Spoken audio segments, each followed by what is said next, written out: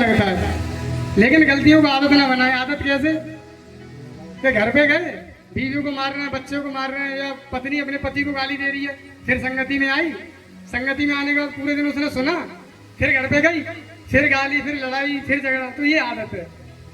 ये पवित्र आत्मा नहीं छुड़ा पाएगा, क्योंकि पवित्र आत्मा को आप काम करने दोगे तब वो छुड़ा पाएगा। और पवित्र आत्मा कैसे कार्य करता है मैं ये भी बता दूं।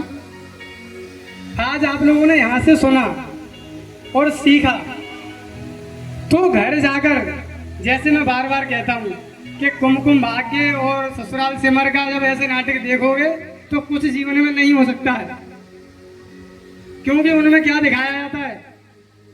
ऐसे मैं देखता नहीं हूँ नाटक, पहले भी नहीं देखता था, अब भी नहीं देखता, लेकिन कुछ सीन याद आ जाते हैं।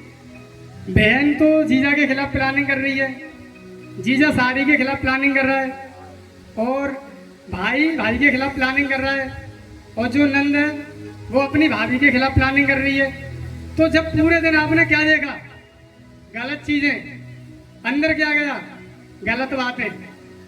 जब अंदर गलत चीज चलेगी तो बाहर क्या निकलेगा, जो अंदर गया वही तो बाहर निकलेगा। इसीलिए यहां से जो सीख के जा रहे हो, संसार से बचो। बाइबल कहती है कि बुरी संगति अच्छे चरित्र को बिगाड़ देती है। आज मेरा और प्रॉफिट योगी जी की जो संगति है ना, पता कैसी है, अगर किसी ने 5 मिनट हमसे ऐसी बातें कर ली, हाँ ये नहीं हो सकता, वो नहीं हो सकता, बड़े परेशान है, दुखी हैं, हम दोनों वहां से निकल लेते हैं, क्योंकि हमें पता है जो इसके अंदर है वो हमारे अंदर डाल देगा। और अगर हमारे अंदर चला गया तो बड़ा खतरनाक है, क्योंकि पुलपिट से फिर हम आपके अंदर डाल देंगे, और अगर आपके अंदर चला गया फिर आप अपनी फैमिली में डाल दोगे, और फैमिली में चला गया तो पता लोग क्या कहेंगे, अरे वो दोनों ज्ञान बांटते हैं, दिन के जितने जाते हैं सत्संग में सब लड़ाई कर रहे हैं, सब उदम कर रहे हैं। इसीलिए हमें अपनी संगतियों को बदलना है। संगति बदल जाएगी तो रंगति बदल जाएगी, क्योंकि संगत का असर हर व्यक्ति पे होता है।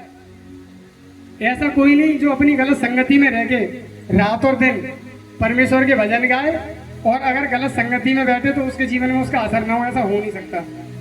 हमने पहले अपनी संगति को छोड़ा, तब आज यहाँ खड़े हुए हैं।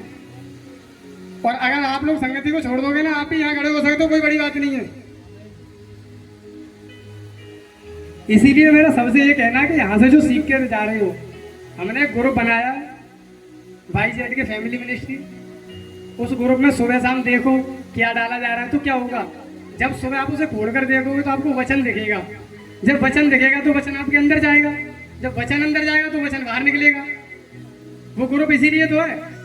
क्या हम उसमें गिनती बढ़ा रहे हैं? नहीं, हम चाहते लोगों के जीवनों को बचाया जाए, क्योंकि सबसे बड़ी बात है लोगों का जीवन बचना। क्योंकि अगर हम इस पुलपिट पे खड़े होकर जीवन नहीं बचा पाए, ज्ञान देते रहे सूखे ज्ञान में, किसी की टेढ़ी हड्डी सीधी नहीं हुई, किसी की बीमारी ठीक नहीं हुई, लोग दुष्टांतों से आजाद नहीं हुए, तो वो खाली ज्ञान रह जाएगा खोखला वाला। और खोखला ज्ञान क्या करता है, जब पेड़ में दीमक लग जाती है ऊपर से सब लोगों को दिखता है ये पेड़ अच्छा है, लेकिन एक दिन क्या होता है वो पूरा गिर जाता है। इसीलिए हम ये सूखा ज्ञान नहीं देते, हम परमेश्वर की अगुवाई में चलते हैं और वो हमें आगे बढ़ाता है। और आप लोग इस बात को जान लो, ऐसे मेरा एक इतना अच्छा दोस्त है, मैंने एक बार भी बताया था पिछली बार, लगभग इस बात को 2 महीने हो गए जब मैंने बोला था। वो इतना अच्छा दोस्त है कि अगर मैं संसार में होता तो मेरी और उसकी दोस्ती कभी खत्म ना होती। आज भी मैंने उससे बात करना बंद कर दिया, कारण ये नहीं कि उसकी गलती या मेरी गलती, सिर्फ एक ही बात, संगति। वो दारू पीता है, अगर मैं उसके पास बैठूंगा तो पहले नमकीन खाऊंगा, दूसरे दिन एक पैक भी लगाऊंगा। इसीलिए मैंने उससे बात करना छोड़ दिया। दोस्ती आज भी बरकरार है, लेकिन मिलते